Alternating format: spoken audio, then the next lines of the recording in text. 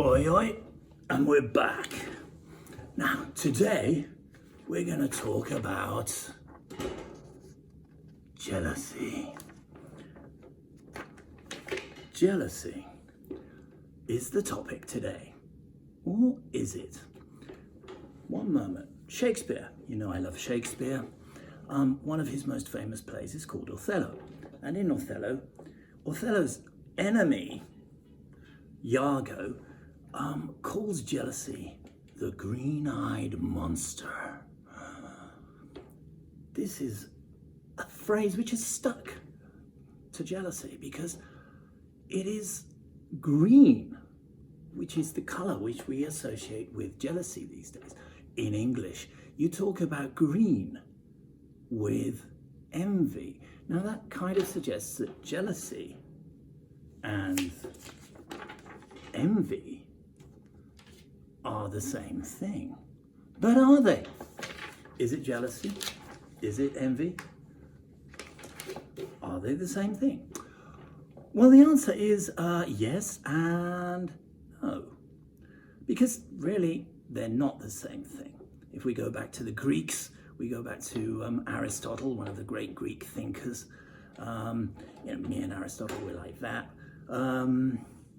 He said, actually, that jealousy, this one, is really a positive thing. And he said that this one, envy, is a negative thing. Difficult to figure that one out. But in a way, I think he was right. Because jealousy, basically, what that means is when you have something, you have someone that you love or you really like, jealousy is actually the fear of that thing being taken away from you. Jealousy is all about wanting to keep something. Envy, on the other hand, is when you see somebody and they have something and you want it. Or you want them to not have it, okay? So basically, in a way, Aristotle was saying, jealousy is the feeling when you want to kind of keep something. And envy is the feeling when you're trying to take something away from someone else. And I kind of see the point. But in a way, in English, we kind of mix them up a little bit today. I mean, I don't know, there's the expression dead gel. I'm dead gel of you because you have a Lamborghini. I don't. Being jealous is basically what we say when someone else has something we want. But so there you go. Now today's reading is a little bit longer. It's from a guy. It's a really great reading, this one, I think. It's a story. It's from a guy called Frank Stockton. Now Frank Stockton is not famous. He just wrote this one story. And this story appeared in a newspaper over 100 years ago, and it created a sensation. And let's see if you understand why it created a sensation, because lots of people wrote to the newspaper afterwards. And this story is a very, very good story, and it's about jealousy, I think. Now today there's no exercises to go with the story. I'll give you the print of the story if you want to follow it. The better ones of you should really try and do this as a listening exercise, maybe. But really what I would like you to do today is the writing exercise at the bottom. Let's try and power up our grades. Let's try and get some of this writing done. Okay, we've got plenty of time now, so no excuses, huh? This is a great story. As I said, a little bit longer. Haven't practiced again, but let's see how we can go. No vocab today either. It's not too bad. Okay, let's bang on. This is a story called The Lady or the Tiger. Long ago, in very olden time, there lived a powerful king. Some of his ideas were progressive, but others caused people to suffer. One of the king's ideas was a public arena as an agent of poetic justice. Crime was punished or innocence was decided by the result of chance. when a person was accused of a crime, his future would be judged in the public arena. All the people would gather in this building. The king sat high on his ceremonial chair. He gave a sign. A door under him opened. The accused person stepped out into the arena. Directly opposite the king were two doors. They were side by side, exactly alike. The person on trial had to walk directly to these doors and open one of them. He could open whichever door he pleased. If the accused man opened one door, out came a hungry tiger, the fiercest in the land. The tiger immediately jumped on him and tore him to pieces as punishment for his guilt. The case of the suspect was thus decided. Iron bells rang sadly. Great cries went up and down from the paid mourners, and the people, with heads hanging low and sad hearts, slowly made their way back home. They mourned greatly that one so young and fair, or so old and respected, should have died this way. But if the accused opened the other door, there came forth from it a woman, chosen especially for the person. To this lady he was immediately married, in honor of his innocence. It was not a problem that he might already have a wife and family, or that he might have chosen to marry another woman. The king permitted nothing to interfere with his great method of punishment and reward. Another door opened under the king, and a clergyman, singers, dancers, musicians joined the man and the lady. The marriage ceremony was quickly completed. Then the bells made cheerful noises, the people shouted happily, and the innocent man led the new wife to his home, following children who threw flowers on their path. This was the king's method of carrying out justice. Its fairness appeared perfect. The accused person could not know which door was hiding the lady. He opened either as he pleased, without knowing whether, in the next minute, he was to be killed or married. Sometimes the fierce animal came out of one door, sometimes it came out of the other. This method was a popular one. When the people gathered together on one of the great trial days, they never knew whether they would see a bloody killing or a happy ending. So everyone was always interested, and the thinking part of the community would bring no charge of unfairness against this plan. Did not the accused person have the whole matter in his own hands? The king had a beautiful daughter who was like him in many ways. He loved her above all humanity. The princess secretly loved a young man who was the best looking and the bravest in the land. But he was a commoner. That means he had no much money. Not part of an important family. One day the king discovered the relationship between his daughter and the young man. The man was immediately put in prison. A day was set for his trial in the king's public arena. This, of course, was an especially important event. Never before had a common subject been brave enough to love the daughter of the king. The king knew that the young man would be punished, even if he opened the right door. And the king would take pleasure in watching the series of events which would judge whether or not the man had done wrong in loving the princess.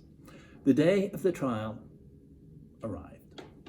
From far and near, the people gathered in the arena and outside its walls. The king and his advisors were in their places opposite the two doors. All was ready. The sign was given. The door under the king opened, and the lover of the princess entered the arena.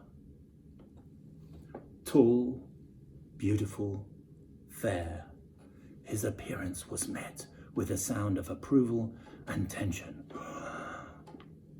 Half the people had not known so perfect a young man lived among them. No wonder the princess loved him. What a terrible thing for him to be there. As the young man entered the public arena, he turned to bend to the king. But he did not at all think of the great ruler. The young man's eyes instead were fixed on the princess, who sat on the right of her father. From the day it was decided that the sentence of her lover should be decided in the arena, she had thought of nothing but this event. The princess had more power, influence, and force of character than anyone who had ever before been interested in such a case. She had done what no other person had done. She had possessed herself of the secret of the doors. She knew behind which door stood the tiger, and behind which door waited the lady. Gold and the power of a woman's will had brought the secret to the princess. She also knew who the lady was. The lady was one of the loveliest in the kingdom. Now and then the princess had seen her looking at and talking to the young man. The princess hated the woman behind that silent door. She hated her with all the intensity of the blood passed to her through long lines of cruel ancestors. Her lover turned to look at the princess. His eye met hers as she sat there, paler and whiter than anyone in the large ocean of tense faces around her. He saw that she knew behind which door waited the tiger and behind which door stood the lady. He had expected her to know.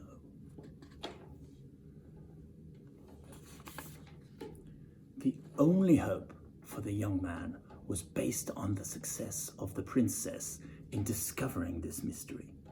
When he looked at her, he saw that she had been successful, as he knew she would succeed. Then his quick and tense look asked the question, which? It was as clear to her as if he shouted it from where he stood. There was not time to be lost. The princess raised her hand and made a short, quick movement towards the right. No one but her lover saw it. Every eye but his was fixed on the man in the arena. He turned, and with a firm and quick step, he walked across the empty space. Every heart stopped beating. Every breath was held. Every eye was fixed upon that man. He went to the door on the right, and he opened it. Now, the point of this story is this. Did the tiger come out of that door, or did the lady? The more we think about this question, the harder it is to answer. It involves a study of the human heart. Think of it not as if the decision of the question depended upon yourself, but as if it depended upon that hot-blooded princess, her soul at a white heat under the fires of sadness and jealousy. She had lost him, but who should have him? How often in her waking hours and in her dreams had she startled in a wild terror and covered her face with her hands? She thought of her lover opening the door on the other side of which waited the sharp teeth of the tiger. But how much oftener had she seen him open the other door? How had she ground her teeth and torn her hair when she had seen his happy face as he opened the door of the lady? How her soul had burned in pain when she had seen him run to meet that woman with her look of victory. When she had seen the two of them get married, and when she had seen them walk away together upon their path of flowers, followed by the happy shouts of the crowd, in which her one sad cry was lost. Would it not be better for him to die quickly and go to wait for her in that blessed place of the future? And yet that tiger, those cries, that blood. Her decision had been shown quickly, but it had been made after days and nights of thought. She had known she would be asked, and she had decided what she would answer. And she had moved her hand to the right. The question of her decision is not one to be lightly considered, and it is not one for me to set myself up as the one person able to answer it. And so I leave it with all of you. Which came out of the open door? The lady or the tiger? Write your answers. Write the end of the story. Send it to me, please. Thank you very much.